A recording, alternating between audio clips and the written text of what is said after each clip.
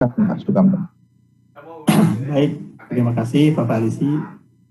Sebelumnya saya sapa dulu kepada yang terhormat Ibu Rosarita Niken, staf khusus Menkominfo, dan juga kepada Pak Giri, Direktur Penyiaran, serta Bapak Ibu, serta Bapak yang hadir sebagai narasumber, dan juga para hadirin di Zoom meeting ini. Selamat bergabung, dan semoga nanti dalam dialog kita bisa lebih memahami berkaitan dengan asal dimaksud. Nah, mungkin saya sedikit ada yang dipaparkan, karena kalau tanpa paparan kelihatannya itu kurang begitu jelas ya, bagi publik yang memang bergerak hanya sebagai pengguna layanan. Jadi sebagaimana pada title di sini bahwa Jambi Siap ASO, maka saya akan sampaikan beberapa hal yang berkaitan dengan ASO dimaksud atau analog switch off, artinya mematikan teknologi analognya. Jadi tadi apa sih sebetulnya yang menyebabkan bahwa kita harus beralih ke digital? Yang pertama berkaitan dengan adanya pertemuan di ITU, tadi juga sudah disampaikan oleh Bu Niken, yaitu berkaitan dengan disetujuinya atau adanya agreement terkait Final Act tahun 2006, mana ditayangkan gambar. Nah, ini merupakan panduan untuk mengubah dari analog ke digital. Nah, adapun yang menjadi concern ASO itu, analog switch off itu, sebenarnya kita ketahui bahwa televisi itu bisa disalurkan baik lewat satelit, lewat terestrial, kabel, ataupun platform lainnya. Nah, ini kalau yang ini memang kita masih baru ya, masih progres untuk pengaturannya. Tapi yang udah existing, yang digital, yang terestrial ini, dan sifatnya satu tidak berbayar ya, itu adalah teknologi PA, analognya. Itu harus dialihkan ke teknologi digital, DVB itu yang sudah diadop untuk sebagai teknologi penyiaran kita. Jadi posisinya ada di terestrial, bukan di kabel, bukan di satelit, bukan di platform lain. Kemudian sebagaimana kita ketahui juga tadi dari ITU sendiri bahwa dengan digitalisasi ini ada beberapa fase kurang lebihnya dari konteks analog existing sekarang itu. Kemudian masuk ke fase switch over. Switch over dalam artian di kita ini simulkasnya. Baru nanti semuanya totalitas ke digital transmisi digital. Dalam pengertian semuanya udah teknologi digital. Nah, tentunya dari sini nanti ada keuntungan yang namanya digital dividend dalam hal frekuensi radionya. Digital dividend itu kita ketahui bisa digunakan untuk services lainnya. Seperti tadi untuk platform lainnya itu bisa digunakan untuk 5G. Dan juga early warning system ya, dalam pengertian untuk pelayanan kebencanaan. Serta nanti untuk mempercepat bandwidth atau bitrate-nya internet yang menggunakan spektrum. Nah, adapun keuntungannya, kenapa kita harus berpindah atau beralih? Pertama, keuntungan dengan digital itu untuk frekuensi carrier yang sama, satu frekuensi carrier itu bisa mendapatkan jumlah program siaran yang lebih banyak. Kemudian juga dalam konteks penerimaannya, kalau yang sekarang itu kan fixed rooftop, artinya yang tetap. Tapi nanti dengan digitalis ini bisa portable atau mobile dan selain yang tetapnya. Namun yang untuk mobile dan portable kita belum lebih lanjut ya, belum di setting seperti itu. Sekarang itu masih fixed rooftop saja. Serta kualitas suaranya dan gambarnya tadi lebih bagus sudah disampaikan. Termasuk ada peningkatan gambar HD. Kalau yang standar definition itu atau yang SD itu adalah sama dengan kualitasnya analog kalau dia tertangkap secara jernih. Tidak ada flicker seperti ini. Nanti kalau digital itu mulus. Di sisi lain juga adanya penurunan daya listrik. Daya listriknya ini nanti kita lebih turun dibandingkan dengan menggunakan analog dalam long term ya, jangka panjang. Kemudian ada investment cost-nya juga menurun otomatis. Di sisi lain, deployment terhadap selain layanan baru dalam pengertian kalau dulu frekuensi ini hanya program siaran, udah gitu kan cuma satu. Kalau sekarang itu nanti bisa disalurkan adanya ini audio TV channel atau radio. Kemudian nanti juga ada data castingnya. Jadi ada tambahan-tambahan services baru. Bagi mereka yang sudah beli TV digital, itu bisa di-scan. Nanti ada untuk channel radio dan juga channel TV-nya. Yang tadinya belum kita aktifkan dulu, karena kita harus menampung bitrate-nya ini yang di MUX-nya itu untuk yang analog, TV analog. Nah, di ASEAN sendiri, itu sudah dibahas mengenai ASO ini, dan milestone-nya itu harusnya 2020 kemarin. Nah, tetapi Indonesia karena undang-undang CK-nya baru terbit tahun 2020, sorry. Maka di dalam undang-undang dicanangkan berakhir di tahun 2022.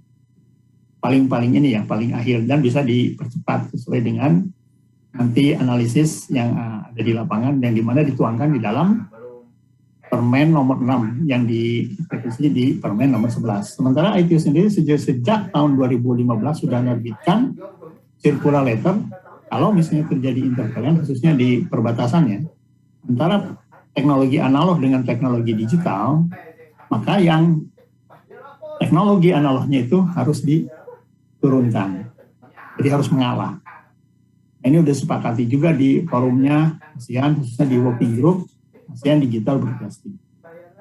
Nah, di sisi lain dari study groupnya satu itu terhadap pertanyaan mengenai sejauh mana ya dunia-dunia ini di dunia sudah beralih ke digital. Nah, di sebelah kiri ini ada grafik mengenai launching digitalnya di seluruh dunia.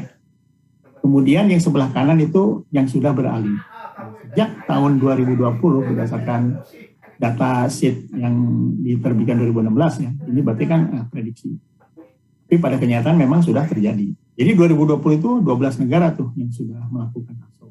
Sisanya tuh sudah banyak. Nah, sisanya ini kita sendiri Indonesia tidak masuk ke sini akhirnya. Indonesia itu kan di 2022 ya. Satu berarti. Kemudian di sini 2023 ini Filipina. Dan yang terakhir ini Timur Leste. Timur Leste aja yang baru katakanlah yang baru berdiri ya, dia udah memahami bahwa ASO itu harus. Nah, ini hanya menggambarkan dari analog ke digital, dari dulu teknologinya PAL, ini yang warnanya hijau ini, Indonesia warna hijau, kemudian berpindah ke DVB-T2 yang warnanya biru ya, biru muda. Nah, kita harus mengalihkan seperti ini.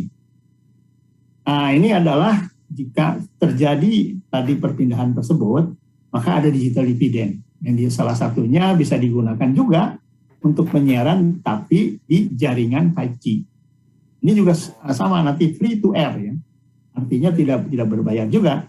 Kalau nanti di pita 700 ini kita gunakan untuk penyiaran. Bedanya apa? Bedanya nanti diterimanya bisa pakai smartphone. Ini bisa dipakai smartphone. Jadi selain TV biasa itu smartphone bisa diterima itu. Jadi orang bisa mobile kemana-mana dengan smartphone. Kalau di DVB-nya itu DVB Edge sebetulnya.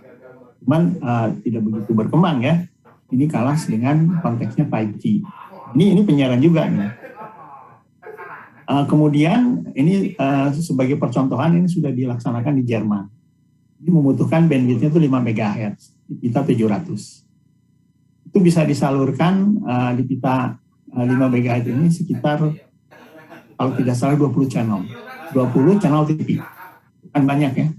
Itu bisa nonton, jadi nanti alternatifnya bisa pakai gadget ataupun ya kalau digital division-nya nanti dialokasikan untuk salah satunya penyiaran juga di 5G.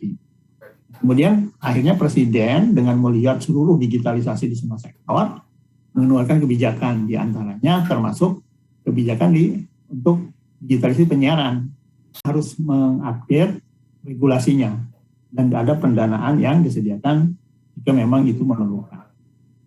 Jadi dengan demikian dasar hukumnya tadi sudah disampaikan Undang-Undang TK dan Undang-Undang 36 berkaitan dengan radionya Undang-Undang 32 yang tidak bertentangan dengan Undang-Undang 11 masih berlaku ayatnya. Kemudian ini penyelenggaranya di Permen nomor 6. Dan ini adalah mengenai wilayah layanan digitalnya di Permen 6 2019. Revisi kemarin berkaitan dengan wilayah ASON. Ini saya ingin menggambarkan aja, sebagaimana tadi Bu Niken sampaikan, bahwa kita adopsinya itu berdasarkan IPU ya sumbernya, dari video dan audionya. Jadi ini ada video audio, kemudian dimasukkan ke multiplexing, ditambah ada datanya, ini yang layanan tambahannya ini. Yang lebih dari itu. Kemudian dari bandingkan analog ya, ini ada penyelenggara MOOC dan penyelenggara program siaran. Itu bedanya. Kalau dulu, penyelenggara infrastruktur dan program siaran itu nyatu. Nah, kalau kita mau ngubah-ngubah bitrate-nya, itu akan diperoleh jumlah satu frekuensi carrier yang asalnya dulu nih, frekuensi carrier hanya satu, sekarang itu banyak, tergantung dari settingan parameter MOOC-nya. Kita ketahui settingan parameter MOOC kita sekarang itu di 64 QAM, dan sebagaimana kita lihat parameter lainnya, jika dilakukan ST, dengan bitrate-nya PS, ini pada umumnya 2 ya, maka dengan bitrate MOOC yang existing 33 akan diperoleh 13. Luasannya 1, program siaran ini bisa 13. Kalau yang menggunakan 2,5 maksimum. Kalau pakai 2 itu lebih banyak lagi, 16. Dan ini bisa dilihat kalau yang pakai HD, kalau HD-nya 1, sisanya 10 dan seterusnya. Ini hanya membagian wilayah tadi yang di Permen 19, cuman karena Indonesia luas, saya ambil percontohannya di Swedia dengan alokasi wilayah-wilayah layanan. Kita punya 5 wilayah layanan. Kemudian berkaitan dengan Permen 6, ini tentang rencana teknis. Ya, ini di Jambi dibagi menjadi 5 wilayah layanan. Nah di sini kalau mau lihat itu bisa di-download di Sinyal TV Digital ya, ini aplikasinya. Itu bisa dilihat di Jambi itu ada MOOC siapa aja. Ini Jambi yang saya zoom besar. Di sini ada kurang lebihnya ada 5 MOOC atau kalau nggak salah. Jadi ada TVRI, ada Trans kalau tidak salah. Jadi yang satunya lagi mungkin pembangunannya lebih lanjut atau ini datanya belum diupdate ya. Nah ini dengan aplikasi tadi ada beberapa pertanyaan yang saya lihat skip sebentar ya, screening sebentar itu berkaitan dengan wilayah layanan dia. Nanti dengan tadi aplikasi tadi, nah ini akan menunjukkan kuat medannya. Itu di mana dia bisa diterima atau tidak. Ini warna merah itu apa, warna hijau itu apa, nanti bisa dijelaskan di sini. Itu bisa di-download ya bagi yang punya Android ataupun yang punya iOS ya, HP-nya. Dan bisa dilihat parameter dari MOOC-nya. Kemudian ini jumlahnya berapa banyak. Ini contohnya di Bandung, ini ada 27 nih konten yang sudah siaran digitalnya. Jadi dengan aplikasi ini itu bisa dilihat. Nah kemudian Permen nomor 11-nya menyatakan bahwa ada tahapan 1 paling lambat 30 April. Jadi kalau di tahap 1 itu kurang lebihnya, jadi tidak hanya Jambi, ini ada jumlah wilayah siarannya 56 dengan jumlah total 166 kabupaten dan seterusnya. Di 2 dan 3 di sini bisa dilihat jumlahnya. Nah ini yang di Jambi untuk 30 April itu di Jambi 1. Jambi 1 ada 4, ada 3 kabupaten dan 1 kota. Ini yang akan diterminasi di 30 April. Nah, kemudian ketika terjadi digitalisasi tersebut, bagaimana dengan receivernya? Kalau yang TV analog itu perlu set-top box. Jadi dengan set-top box ini menjembrahkan dari digital ke analog, kembalikan. Tinggal beli set-top box-nya. Kalau yang sudah digital tapi dengan konteks receivernya yang embedded-nya itu tunernya IT-BT itu tinggal di scan ulang. Nah ini adalah set-top box yang kalau kita lihat ini bisa dilihat nih di Kompas, di Kontan. Itu ini adalah nama-nama set-top box yang sudah disertifikasi Kominfo. Artinya sudah dijamin bisa nerima siaran-siaran digital kita. Karena kalau yang beli set-top box dari luar negeri itu belum tentu bisa nerima siaran yang Indonesia. Mereka punya settingan parameter teknis khusus, tetap bisa jadi di-encrypt dalam pengertian ada coding original network ID-nya untuk country code tersebut, negara tersebut. Jadi belum tentu bisa gitu. Kalau ini udah pasti yang sudah disertifikasi oleh Dijen SDPPI dalam hal ini Kominfo, semua set-top box yang bisa menerima digital. Nah kalau dilihat di Tokopedia bisa juga dilihat tuh harga-harganya ya. Harga-harganya ini di Jambi nih, Tokopedia yang sellernya di Jambi nih ada. Jadi bisa dilihat harganya berapa, nanti paling ditambah ongkos kirimnya. Tapi jangan sampai tertukar dengan set-top box Android. Ini beda, ini untuk internet ya. Saya udah nyoba juga yang Android ada, yang ini sudah saya coba juga. Jadi itu beda kalau ini yang larinya ke jaringan internet, tidak. Dengan beli set-top box yang Android.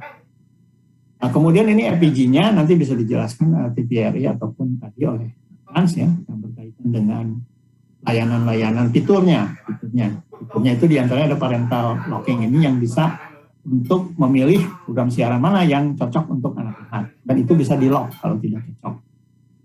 Kita mau melihat, jadwal-jadwal program yang disiarkannya. Mana yang kita sukai nanti nonton di jam itu aja. Atau kita bisa time shift, artinya bisa direkam juga. Kita nggak usah nonton, ada kesibukan lain itu direkam, nanti kita setelah waktunya luang kita lihat. Kemudian terkait dengan digital sosialisasi, sebagaimana kita lakukan sekarang, ada juga nanti sosialisasi yang melalui TV-nya. Karena yang memang yang nonton TV itu penonton TV itu yang harus tahu selain melalui media sosialisasi yang kita lakukan melalui Zoom meeting ini ataupun melalui media YouTube ya, karena ini di real time juga setelah streaming ya, dilakukan lewat YouTube. Saya kira dapat disimpulkan bahwa dengan digitalisasi ini akan mendapatkan variasi konten lebih banyak, membuka lapangan pekerjaan baru, menghemat atau mengefisiensikan penggunaan sumber daya terbatas, kemudian menghindari menjadi negara tempat pembuangan sampah teknologi. Yang kita tidak akan pakai yang teknologi yang udah tidak dipakai di tempat negara lain, menghemat kos bagi penyiar-penyiar, mengatur waktu tayangan dan dapat menunda tayangan melalui perekaman. Di lain tadi ada EWS sudah bisa mempercepat bitrate-nya internet. Saya kira mungkin itu untuk pengantar, nanti bisa istilahnya dialog lebih lanjut apabila ada hal-hal yang perlu diperjelas lagi. Saya kira demikian, Pak. Baik, terima kasih Pak Sukamto, analis kebijakan ahli media dari Direktorat Jenderal PPI. Yang terhormat, dengan berakhirnya sesi tanya jawab tadi, maka berakhir pula acara talk show dengan tema Jambi Siap Analog Switch Off pada hari ini. Mohon maaf apabila ada kekurangan selama berlangsungnya acara. Kami atas nama panitia mengucapkan terima kasih kepada Bapak Ibu yang masih bergabung sampai acara ini selesai.